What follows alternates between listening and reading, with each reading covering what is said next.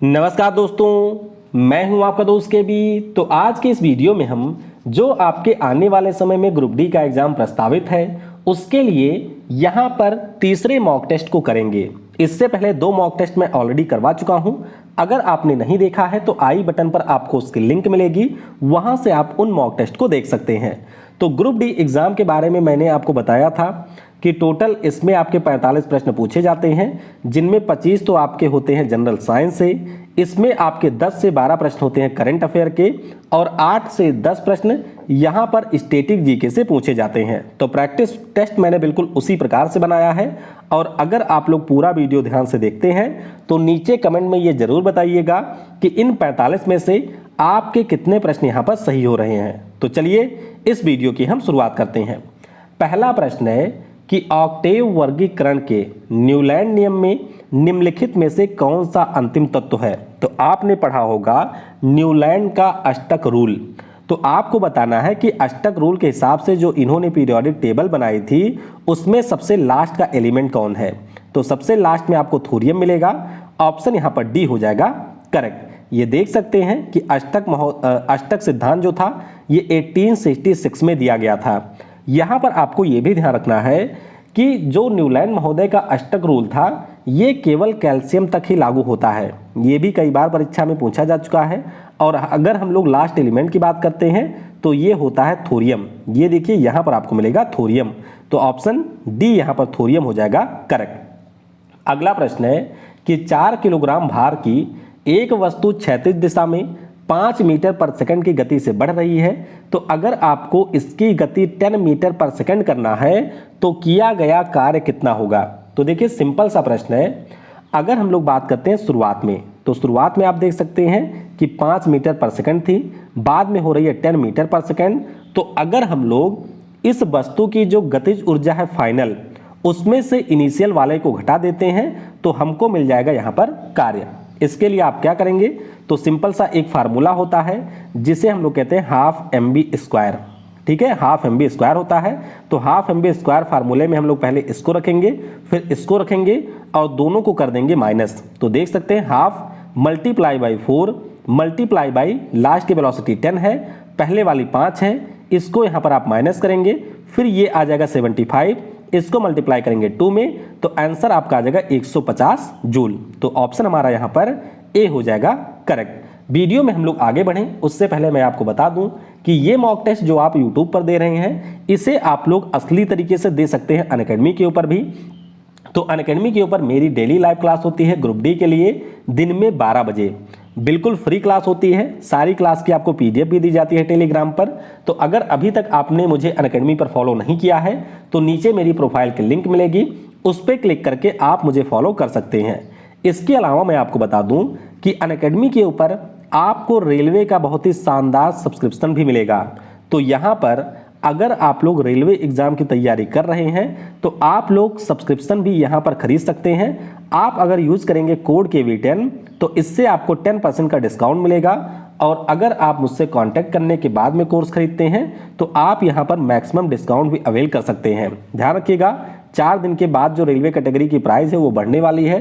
तो अगर आपको CBT 2 का एग्जाम देना है या फिर ग्रुप डी का एग्जाम देना है तो आप यहाँ पर सब्सक्रिप्शन खरीद सकते हैं। और ये मेरा व्हाट्सएप नंबर है, तो अगर आपको सब्सक्रिप्शन लेना है या फिर आपको किसी प्रकार का कोई डाउट होता है तो इसके ऊपर आप लोग कांटेक्ट कर सकते हैं। अगला प्रश्न है कि निम्नलिखित में से किस उत्पाद के मूल्य में वृद्धि होने के परिणाम स्वरूप कई उत्पादों के मूल्य में वृद्धि होगी जिसका परिणाम मुद्रास्फीति होगी। तो सिंपल सा प्रश्न भैया, अगर आपके पेट्रोलियम पदार्थों के दाम बढ़ेंगे तो जाहिर सी बात है जो परिवहन की कॉस्ट होती है वो अपने आप बढ़ जाएगी और इससे हमारी सारी चीजें महंगी होंगी। तो ऑप्शन आपका पेट्रोलियम हो जाएगा यहाँ पर करेक्ट। अगला प्रश्न है कि सितंबर 2020 में सामाजिक न्याय और अधिकारिता मंत्रालय ने किस हेल्पलाइन की शुरुआत की। तो ये जो हेल्पलाइन है इसका नाम है यहाँ पर किरण। क्या नाम है, किरण इस हेल्पलाइन का नाम है। तो ऑप्शन सी हो जाएगा करेक्ट। आप सभी को पता होगा कि पिछले साल हमारे देश में एंजाइटी, स्ट्रेस, डिप्रेशन इन सभी को लेकर के काफ़ी ज़्यादा बात हुई थी और उसी समय इस प्रकार की समस्याओं को 24 आवर सहायता देने के लिए किरण नाम की हेल्पलाइन लॉन्च की गई थी। तो ध्यान रखेंगे ऑप्शन यहाँ पर सी किरण हो जाएगा करेक्ट। अगला प्रश्न है कि दिसंबर 2020 में किस खिलाड़ी को WTA player of the year चुना गया? तो ये जो खिलाड़ी हैं इनका नाम है सोफिया केनिन। क्या नाम है? सोफिया केनिन इनका नाम है। 2020 में जो ऑस्ट्रेलियन ओपन का महिला खिताब था वह भी इन्होंने जीता था। अमेरिका देश की ये खिलाड़ी हैं, तो ऑप्शन यहाँ पर बी हो जाएगा करेक्ट। तो ध्यान रखिएगा, सोफिया केनिन अमेरिका की टेनिस खिलाड़ी हैं जो कि पिछले साल WTA player of the year रही थी, तो बी होगा करेक्ट। अगला प्रश्न है कि हैलोजन लैंप जो आपका होता है इसके अंदर जो तंतु होता है यानी कि जो फिलामेंट है वो किसकी मिश्र धातु का बना होता है? तो ध्यान रखिएगा, ये जो आपका तंतु होता है ये बना होता है टंगस्टन और सोडियम का। किसका? टंगस्टन और सोडियम का बना होता है, तो ऑप्शन हमारा सी हो जाएगा करेक्ट। अगला प्रश्न है कि जब LPG सिलेंडर में लीकेज होता है तो किसकी गंध से हमें लीकेज के बारे में मालूम होता है? तो आप सभी को पता होगा कि जो वस्तु यहाँ पर लीकेज के दौरान निकलती है बाहर जिससे हमें लीकेज का पता चलता है उसका नाम होता है एथिल मर्कैप्टेन। लेकिन यहाँ से आपसे प्रश्न थोड़ा अलग तरीके से पूछा गया है। आपसे पूछा जा रहा है कि उसमें कौन सा यौगिक होता है, या ये फिर जो एथिल मर्कैप्टेन है ये किसका यौगिक है? तो इसमें आपको सल्फर मिलता है, डी हो जाएगा यहाँ पर करेक्ट। देखिए ये होता है इसका फार्मूला C2H6S। तो फार्मूले में आप देख सकते हैं सल्फर है, तो ये हमारे सल्फर का एक यौगिक है। इसे हम लोग एथिल मर्कैप्टेन या फिर इथेन थाइऑल के नाम से जानते हैं। तो किसी से भी आपसे प्रश्न पूछा जा सकता है, इसके बारे में ध्यान रखेंगे। तो यहाँ पर फिलहाल डी यानी कि सल्फर यौगिक होगा करेक्ट।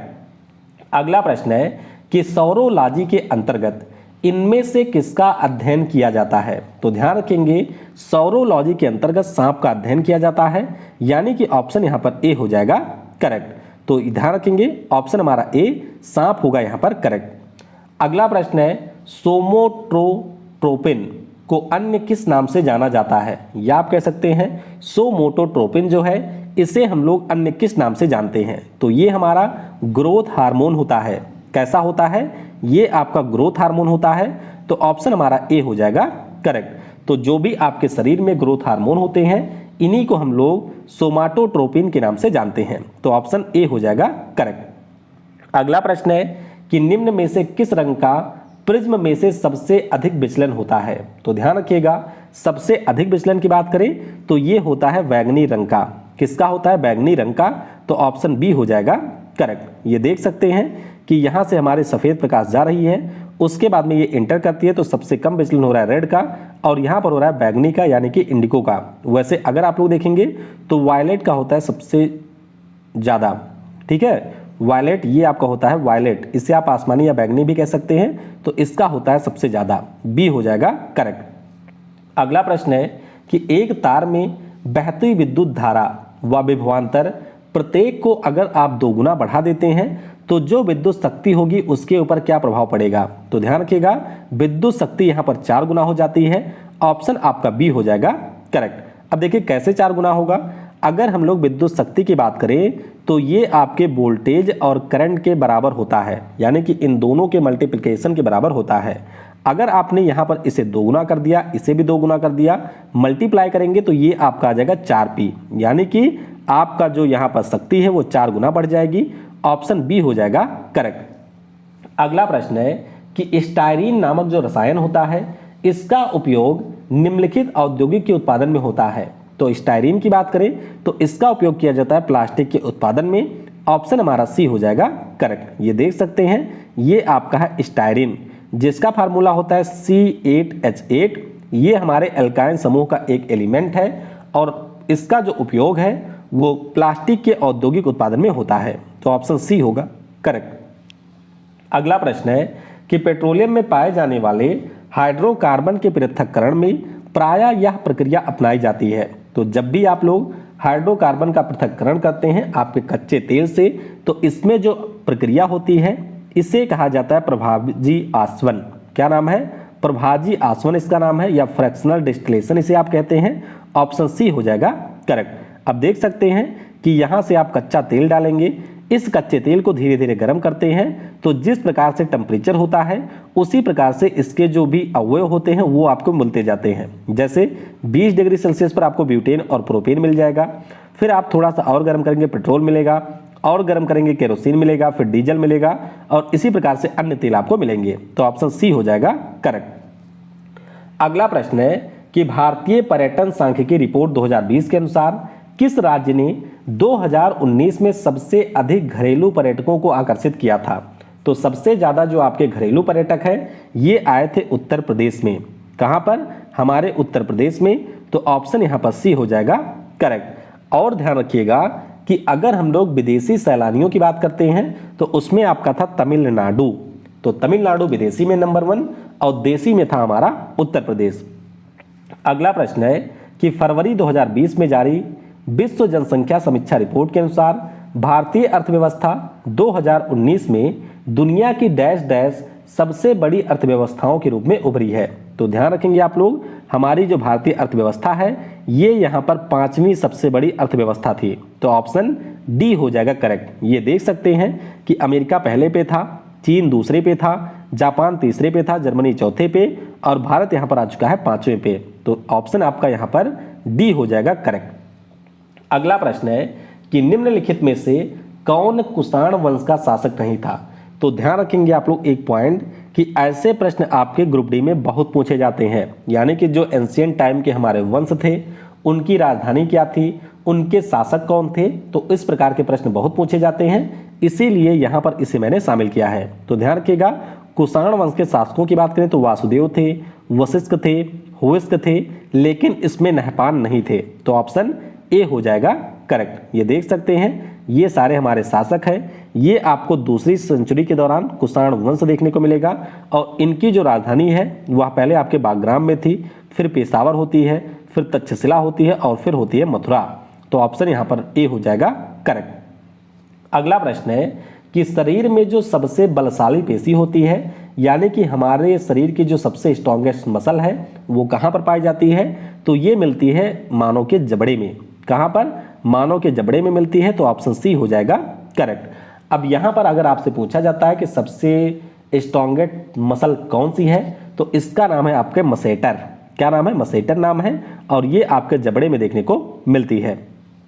अगला प्रश्न है कि बाह्य कर्ण का कठोर लचीला भाग किसका बना होता है? यानी कि जो आपके कान होते हैं उसका जो कठोर लचीला भाग बाहर का होता है वो किसका बना होता है? तो ध्यान रखेंगे ये बना होता है कार्टिलेज का। किसका?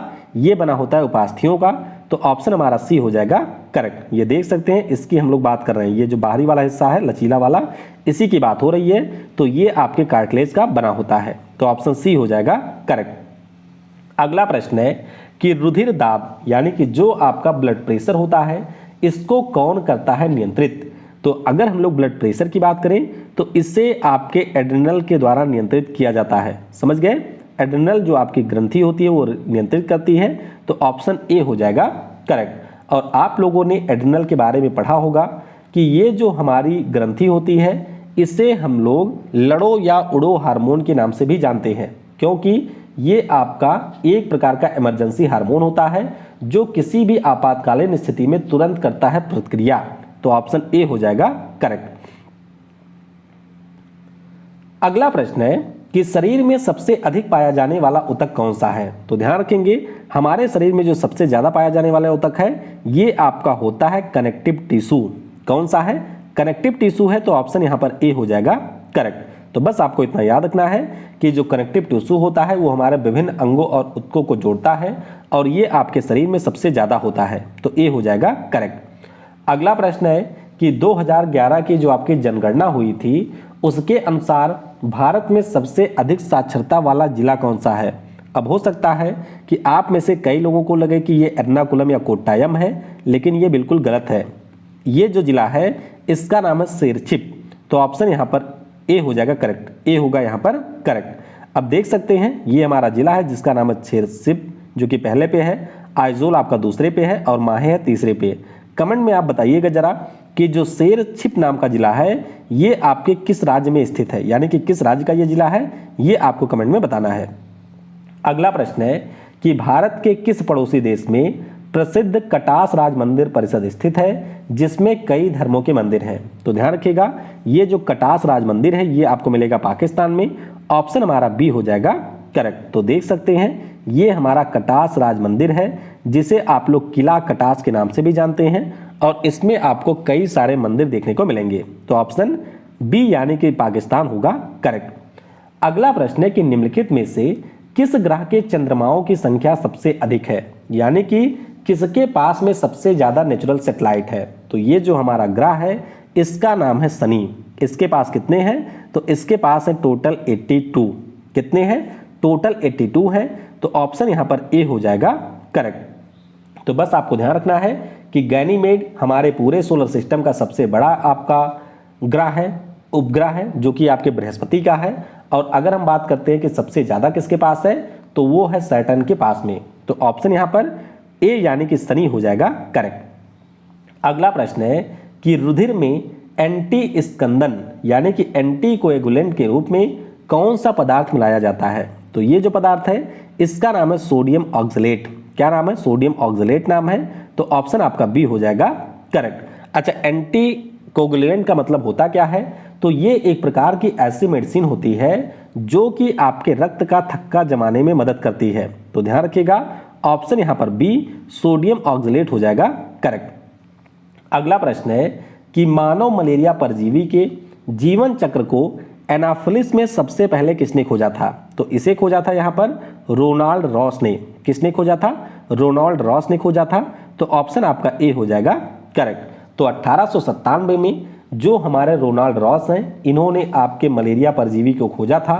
और आपको ध्यान रखना है कि ये जो खोज हुई थी ये 20 अगस्त के दिन हुई थी, इसीलिए 20 अगस्त को हर साल हम लोग विश्व मच्छर दिवस भी मनाते हैं। तो ऑप्शन ए हो जाएगा यहां पर करेक्ट। अगला प्रश्न है कि ट्रिपेनोसोमियासिस ये जो आपका रोग है इसका वाहक क्या है। तो ध्यान रखेंगे, जो हमारी सीसी मक्खी होती है वह इस रोग की वाहक होती है। तो ऑप्शन सी हो जाएगा यहां पर करेक्ट। तो ध्यान रखिएगा, जो सीसी नाम की मक्खी होती है इसी के द्वारा आपके ट्रिपेनोसोमियासिस नाम की जो बीमारी होती है वो फैलती है। इसे आप लोग नींद की बीमारी भी कहते हैं। तो यहां पर व्यक्ति को नींद आता है और उसके साथ साथ उसको बुखार भी होता है। तो ऑप्शन सी हो जाएगा करेक्ट। अगला प्रश्न है कि ऐ मेरे वतन के लोगों ये जो गाना है ये आपके किसने लिखा था, यानी कि इसके लिरिसिस्ट कौन है। तो इस गाने को लिखा है कवि प्रदीप ने। किसने, कवि प्रदीप ने इसको लिखा था। तो ऑप्शन बी हो जाएगा करेक्ट। यहां पर आप देख सकते हैं कि ये जो हमारा गाना है 26 जनवरी 1963 को रिलीज हुआ था। इसे गाया था हमारी जो स्वर कोकिला है लता मंगेशकर जी ने, और इसे लिखा था कवि प्रदीप ने। तो ऑप्शन आपका यहां पर बी हो जाएगा करेक्ट। अगला प्रश्न है कि पाथवे टू गॉड ये जो पुस्तक है इसके राइटर कौन है। तो ये जो हमारी पुस्तक है इसे लिखा है राष्ट्रपिता महात्मा गांधी जी ने। तो ऑप्शन यहां पर बी हो जाएगा करेक्ट। तो ध्यान रखिएगा, the story of my experiment with truth, pathway to God, truth is God, Satyagraha in South Africa, Indian home rule, trusteeship, ये जो सारे बुक हैं इसे हमारे महात्मा गांधी जी ने लिखा है। तो यहां पर फिलहाल बी होगा करेक्ट। अगला प्रश्न है कि रूसी कुलिया नाम की जो नदी है वो आपके किस राज्य से होकर के बहती है। तो रूसी कुलिया नदी की बात करें तो ये बहती है उड़ीसा राज्य में।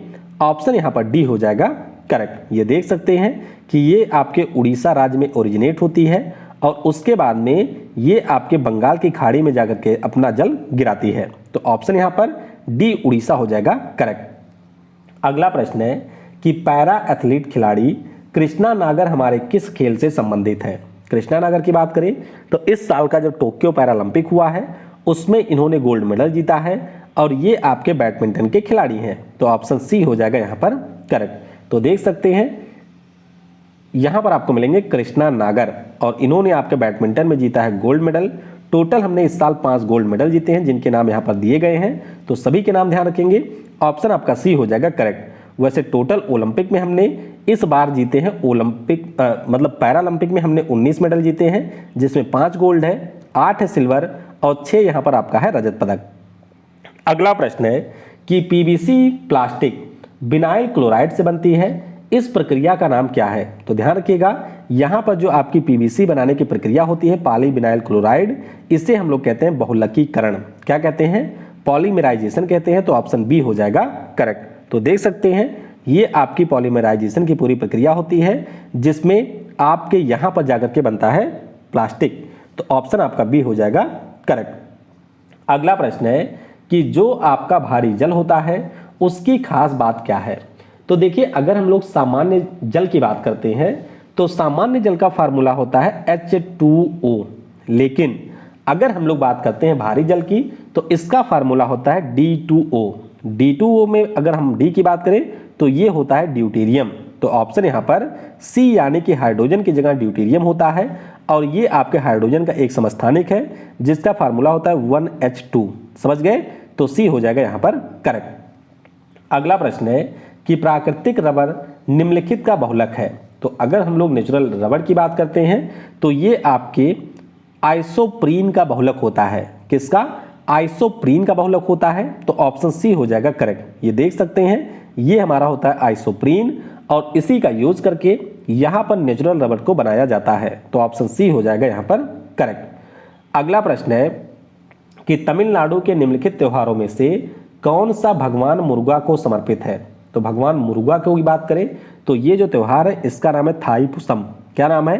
थाईपुसम इसका नाम है, तो ऑप्शन यहाँ पर बी हो जाएगा करेक्ट। ये देख सकते हैं ये भगवान मुरुगा है, मुर्गा नहीं है भैया, मुरुगा है, ठीक है, मुरुगा इनका नाम है और इस त्योहार का नाम होता है थाईपुसम। लेकिन जब ये त्योहार आपके केरल में मनाया जाता है तो वहाँ पर इसका नाम होता है थाईपुयम। तो दोनों त्योहार एक है, थाईपुसम इसे कहा जाता है तमिलनाडु में और थाईपुयम इसे कहा जाता है केरल में। अगला प्रश्न है कि 2020 में जो हमारा कृषि मंत्रालय है उसके द्वारा जारी रिपोर्ट के अनुसार हमारे देश का पहला केंद्र शासित प्रदेश जिसने 100% जैविक कृषि को अपना लिया है वह कौन सा है। तो इस केंद्र शासित प्रदेश का नाम है लक्षद्वीप। अगर हम लोग अपने देश के पहले प्रदेश की बात करते हैं जो कि पूरी तरीके से जैविक हुआ था तो वो आपका सिक्किम है, लेकिन अगर हम लोग यूटी की बात करें तो वो पिछले साल बना था लक्षद्वीप। ऑप्शन यहाँ पर ए हो जाएगा करेक्ट। अगला प्रश्न है कि अगर आपको काजू उगाना है तो इसके लिए किस प्रकार की मिट्टी सबसे उपयुक्त होती है। तो काजू की अगर हम लोग बात करते हैं तो इसके लिए जो हमारी लाल लेटराइट मिट्टी होती है यानी कि रेड लेटराइट सॉइल होती है ये सबसे बेस्ट होती है, तो ऑप्शन आपका डी हो जाएगा करेक्ट। ये देख सकते हैं ये हमारे काजू का फल होता है और मुख्य रूप से आपके आंध्र प्रदेश, गोवा, कर्नाटक, केरल इन राज्यों में ये आपका उगाया जाता है, तो ऑप्शन डी हो जाएगा करेक्ट। अगला प्रश्न है कि फीबा महिला बास्केटबॉल विश्व कप 2022 का जो आयोजन है ये किस देश में किया जाएगा। तो ये जो आयोजन है ये आपके होगा ऑस्ट्रेलिया में। कहाँ पर होगा? ऑस्ट्रेलिया में इसका आयोजन होना है, तो ऑप्शन बी हो जाएगा करेक्ट। अच्छा, इससे पहले कब हुआ था? तो इससे पहले 2018 में स्पेन में हुआ था जिसमें ऑस्ट्रेलिया की टीम को अमेरिका की टीम ने हरा दिया था, तो ध्यान रखेंगे ऑप्शन यहाँ पर बी ऑस्ट्रेलिया हो जाएगा करेक्ट। अगला प्रश्न है कि सोडियम बाइकार्बोनेट आग को बुझाने में उपयोगी है क्योंकि। तो ऑप्शन आप लोग पढ़ सकते हैं कि यह गर्म होने पर कार्बन डाइऑक्साइड में अपघटित हो जाता है जो कि आग को बुझाता है। तो आप सभी को यह पता होगा कि जो हमारी ऑक्सीजन गैस होती है वह आपके जलने में सहायता करती है, जबकि अगर हम लोग CO2 की बात करते हैं तो ये आपके आग के जलने में सहायता नहीं करती है। तो जब सोडियम बाइकार्बोनेट आप यूज करते हैं तो ये H2SO4 के साथ मिलता है और वहां से ये बना देता है कार्बन डाइऑक्साइड जो कि आपकी आग को बुझा देती है, तो ऑप्शन यहाँ पर ए हो जाएगा करेक्ट। अगला प्रश्न है कि प्राकृतिक न्यूक्लिक अम्ल में ऐसे कार्बनिक क्षारकों के युग्म जो हाइड्रोजन आबंध में जुड़े हैं उन्हें आप लोग क्या कहेंगे बताइए। तो ऐसे जो युग्म होते हैं इन्हें हम लोग कहते हैं एडेनिन और थायमिन। क्या नाम होता है? एडेनिन और थायमिन। तो ये देख सकते हैं कि यहाँ पर जो एडेनिन है वो थायमिन से जुड़ा होता है और जो आपका ग्वानिन है वो आपके सिस्टोसिन से जुड़ा होता है, तो ऑप्शन यहाँ पर सी हो जाएगा करेक्ट। अगला प्रश्न है कि निम्न में से कौन से गुजरात का पशु व्यापार पर्व है। तो ध्यान रखिएगा गुजरात के अगर हम लोग पशु व्यापार पर्व की बात करते हैं तो इसका नाम है वौथा मेला। क्या नाम है? वौथा मेला इसका नाम है, तो ऑप्शन यहाँ पर ए हो जाएगा करेक्ट। अगला प्रश्न है कि हक्की, पिक्की और सिद्धि ये कर्नाटक के क्या हैं। देखिए ये प्रश्न CHSL में पूछा गया था इसीलिए मैंने ले लिया है यहाँ पर, तो ध्यान रखिएगा ये आपके कर्नाटक के कुल मिलाकर के हैं भाषाएं। क्या नाम है इनका? हक्की पिक्की और सिद्धि। तो कर्नाटक की ये लैंग्वेज है, ऑप्शन यहाँ पर बी हो जाएगा करेक्ट। अगला प्रश्न है कि 7 नवंबर 2020 को पृथ्वी अवलोकन उपग्रह, जिसे आप लोग अर्थ ऑब्जर्वेशन सैटेलाइट 01 कहते हैं, ये किस रॉकेट की सहायता से लॉन्च किया गया था? तो ध्यान रखेंगे, इसे लॉन्च किया गया था PSLV C49 की सहायता से। तो ऑप्शन हमारा ए हो जाएगा करेक्ट। अच्छा, PSLV का फुल फॉर्म भी कई बार पूछा जाता है, तो इसका पूरा नाम है पोलर सैटेलाइट लॉन्च व्हीकल। क्या नाम है? Polar satellite launch vehicle. तो ऑप्शन ए हो जाएगा करेक्ट। अगला प्रश्न है कि किसी बंद कमरे में कोयला या चारकोल का जलना घातक होता है क्योंकि जब आप लोग बंद कमरे में कोयले या चारकोल को जलाते हैं तो वहां पे आपकी निकलती है कार्बन मोनोऑक्साइड। कार्बन मोनोऑक्साइड एक जहरीली गैस है, इसीलिए कई बार आप अखबार वगैरह में भी पढ़ते होंगे कि अगर किसी परिवार के काफी लोगों की डेथ हो गई क्योंकि उन्होंने कमरे में अंगीठी जला लिया था ठंडी में। तो ऑप्शन आपका ए हो जाएगा यहां पर करेक्ट। अगला प्रश्न है कि साबुन बनाने के लिए कास्टिक सोडा को निम्नलिखित के साथ मिलाया जाता है। तो अगर हम कास्टिक सोडा की बात करें तो इसे मिलाया जाता है लिंसीड ऑयल के साथ में, यानी कि जो आपका अलसी होता है उसी के साथ में इसको मिलाया जाता है। तो ऑप्शन यहां पर बी हो जाएगा करेक्ट। आखिरी प्रश्न है कि जो आपके गोबर गैस होता है उसमें मुख्य रूप में क्या होता है? तो गोबर गैस की बात करें तो इसमें होता है मीथेन। आपके जो गेहूं की फसल होती है, धान की फसल होती है, उससे भी मीथेन गैस निकलती है। CNG की बात करें तो उसमें भी मीथेन ही होता है, और गोबर गैस में भी आपको मीथेन देखने को मिलेगा। ये आपका बहुत ही सिंपल एल्केन है जिसका फार्मूला CH4 होता है, और ये आपके दलदली भूमियों से भी निकलता है, इसीलिए इसे मार्स गैस भी कहा जाता है। तो ध्यान रखेंगे, ऑप्शन यहाँ पर बी हो जाएगा करेक्ट। तो इस प्रकार से यहाँ पर हम लोगों ने जो भी 45 महत्वपूर्ण प्रश्न थे उनको डिस्कस कर लिया है। आई होप वीडियो आपको पसंद आया होगा। अगर आपने ईमानदारी से अटेम्प्ट किया है इसको एज ए टेस्ट की तरह, तो आप अपना स्कोर नीचे कमेंट में बता सकते हैं। और अगर आपने वीडियो को यहाँ तक देखा है तो कमेंट में टाइप करिएगा yes I can do it. Thanks for watching. जय हिंद, जय भारत, और सबसे जरूरी, पढ़ेगा भारत तो बढ़ेगा भारत।